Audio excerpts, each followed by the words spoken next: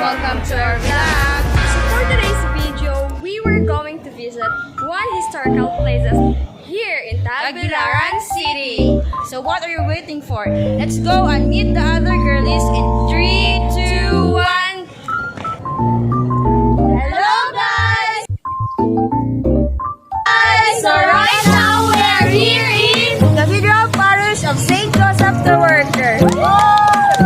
So what are you waiting for? Let's go! Let's explore the wonder of the church parish of Tagbilaran City. Tara na!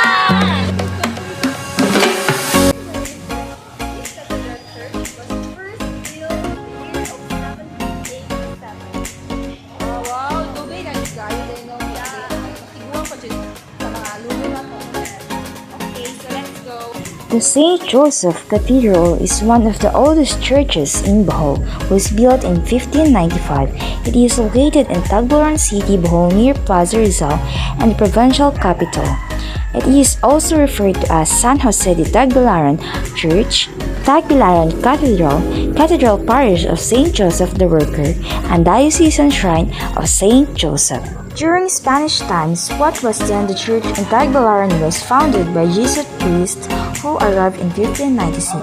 It was a visita of Baclayan and its status was elevated to a parish in 1767. The Jesuits built a church and convent, but both did not survive from a fire on December 23, 1798. The Augustinian Recollets who were given missions of the Jesuits in Bohol when the latter left in 1768 initiated the construction of the structures in the church complex in the 19th century. When the secular clergy assumed the administration of the parish, they made several reconstructions, including the Puerto Rico facade and naves. The church became the seat of the Diocese of Tagbilaran when it was created on November 8, 1941. Later, the diocese gave birth to the Diocese of Talibon in 1986. On May 1, 2021, the cathedral became a diocesan shrine. The cathedral was struck with earthquake on October 15, 2013. Along with other churches in Bohol that were damaged by the said calamity, it underwent restoration by the National Historical Commission of the Philippines that was completed in 2020. So right now, we're going to explore the outside part of this cathedral. The portico of Tagbilaran Cathedral reaches up to the upper level of the facade. Across it, a few meters away, is the humble statue of the patron carrying the Holy Child. By the entrance is a pair of Tuscan columns. The facade is characterized with apertures with tracery. The ground floor featuring almost rectilinear ones that contrast with the wide arcs of the second level. The pediment bears a trim of arched endants and tapped with a cross. The bell tower, on the other hand, show grandly its age, a rubble work that rises in the epistle flank of the facade. Its corners plate. It is a quadrangular and pierced with arc windows. Its uppermost level is rather contemporary, consisting of walls punctured with round apertures, decorated with volutes in white coat, and crowned with dome and a cross. Built from the usual materials found in other old churches built by the Spanish colonizers, the church retains the classic look at the front facade. The increasing number of the faithful has made it necessary to expand the building at both sides to accommodate more churchgoers. From the inside, the church is both simple and majestic. Simple because the decorations are not as ornate as those found in Baclayan Church or that of the Santo Niño Basilica in Cebu. Majestic because it inspires awe when you look up at the display of saint behind the altar. Weddings are grandest at the cathedral, which would explain why it is not easy to get a reservation for the wedding schedules. Give yourself a year to reserve in order to be sure. Sa cathedral church. So guys, awan, nasa ibabaw nga part na ang Ito. namin na find out guys nga ang karador sa anikilid sa cathedral is lahi og design. Lahi-lahi og sculpture. Yes. Pag-sculpture. Sa makita ninyo kami, simbahan na siya. Diba? Simbahan na yun. The National Shrine of Saint Joseph. O, mo na siya ng Gerald Taylor Rice. The national. Yes, and in the upper part sa iyang kuan is usa siya ka practices ang gikuan nga karaan nga practices in Catholic religion. So, kita nato nga si Jesus na bit sa Amo ang theory ani guys is kanang parador is nag-symbolize sa kanang evolution sa pagtukod sa simbahan. So let's go to the second door. Yeah, hi. So na po may sa second door. Journey ni Jesus ang sa babaw pero ang sa Station of the Cross, diba? So sa second door guys is lahi na sa siya ang sculpture of ang paan. Right? So, nag-evolve ang church katong pag first na door kay simple kato sila ang church karon kay lahi na sa yeah, what we say Miss Mary Grace na upgrade ang church. So, that's all. Guys, na namin karon sa third door. Then, lahi na po sa design. And that's kasi sa ibabaw. So, hi guys! As you can notice, nasa yung mga sculptures na nisaubos, no? Like, mga fruits na siya. So, sa first door, ang napansin na ang first na fruit is katong mango. Then, sa second fruit is banana. The third fruit is Papaya. It looks like avocado. Guys, decision si Carrie guys. Yes. So the next and the last door, I think. So open po siya guys. And nahiga po niya sculpture. Right. Go.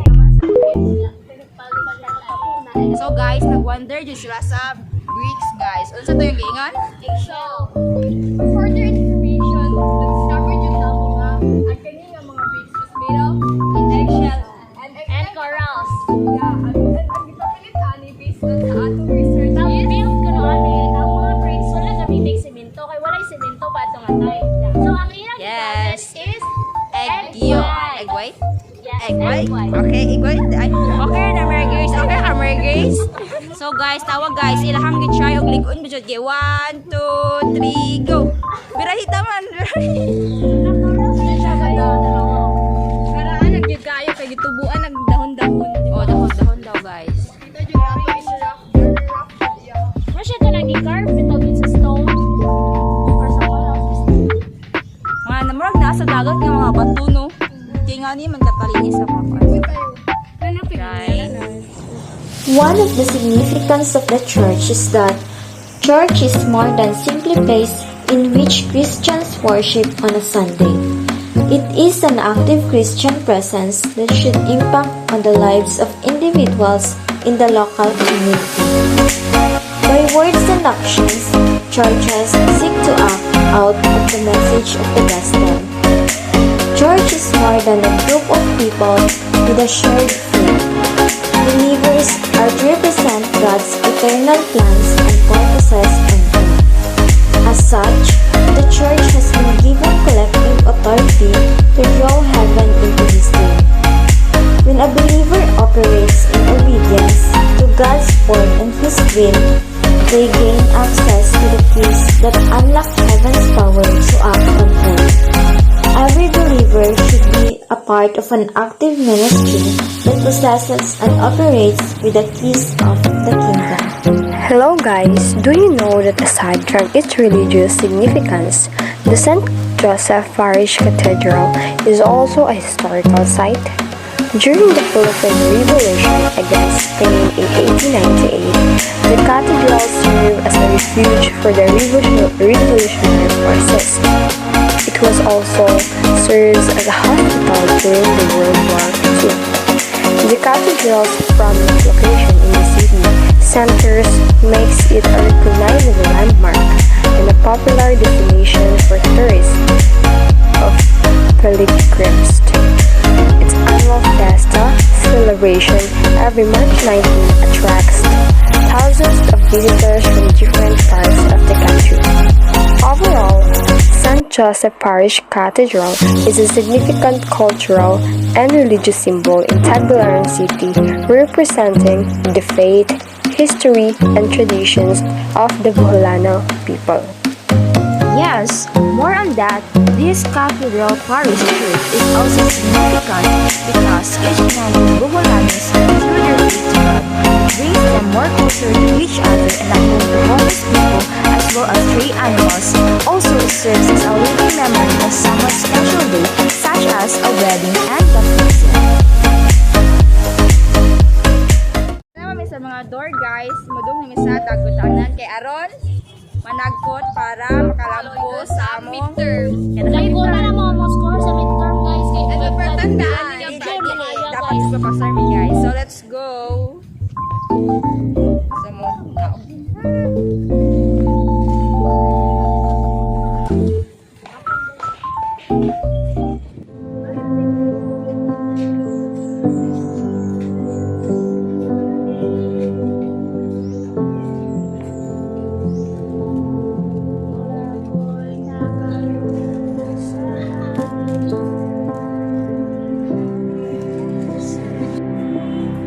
Hello, good day everyone. So after our journey, which is visiting one historical places here in Bohol, so me and my groupmates decided to visit the St. Parish Cathedral Church located at Tagbilaran City. So after our journey, so I have realized and learned different kind of things. So first, I realized, or as I observed, I realized how historic that place is. So makita ko yung natin ang pagsasimpan. So makita na nato ang mga materials, gusto na siya kakanaan. Magpila na siya ka-years nga nilagay. And then, as I observed also, pinagdaan sa natin usa ka sa incredible places. It's a church that ang mga design sa sumunod nito sa gawas is it represent the sacrifices of Jesus Christ. And then, on our journey, I also learned how the church was to us because as we go there, few minutes mag-start na oras. So, I was searching for some ang mga buhanos. So, minsan puso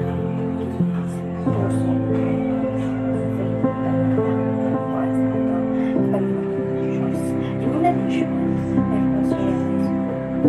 I also realized sa mga buhanos ang ating historical church, which is the St. Parish Church. Because as we go there, we will treat the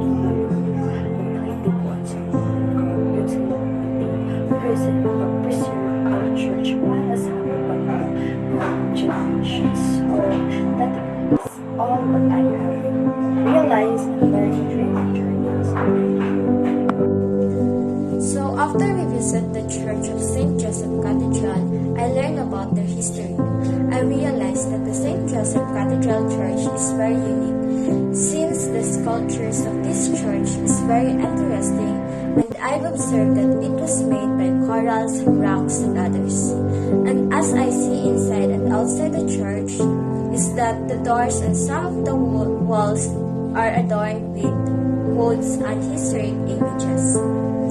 By learning about the past of the church helped me understand the identity of it. I learned much more about the history of the St. Joseph Cathedral Parish, and it was very, very exciting to see how the church grew and grew. I was very happy after we visit the church because I already have an idea on how and when the church was made. Guys, after our visit at St. Joseph Cathedral, I've also realized that a church is not just a church. It is a home for everybody, even for animals. The church brings us more closer to God, our family. We go together on Sunday for our family prays together, stays together. And more on that, I have reflected that the church is so sacred that we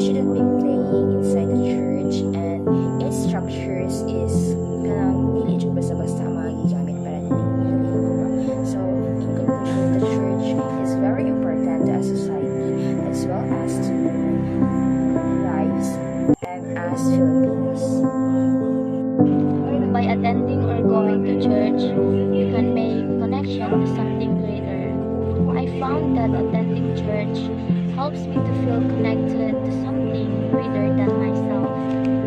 Whether it's a sense of connection to a higher power, to the universe, or to other people, this feeling of connection can be incredibly powerful and fulfilling. And attending church can be helpful for me or for those who are feeling stressed or overwhelmed, as it can give them a chance to pause and reflect on their lives. Through this vlog, I've learned that history is very crucial and important in our lives. History can be changed based on who is telling or relaying the story. It is important that we appreciate our history because it reflects our personality and our origin.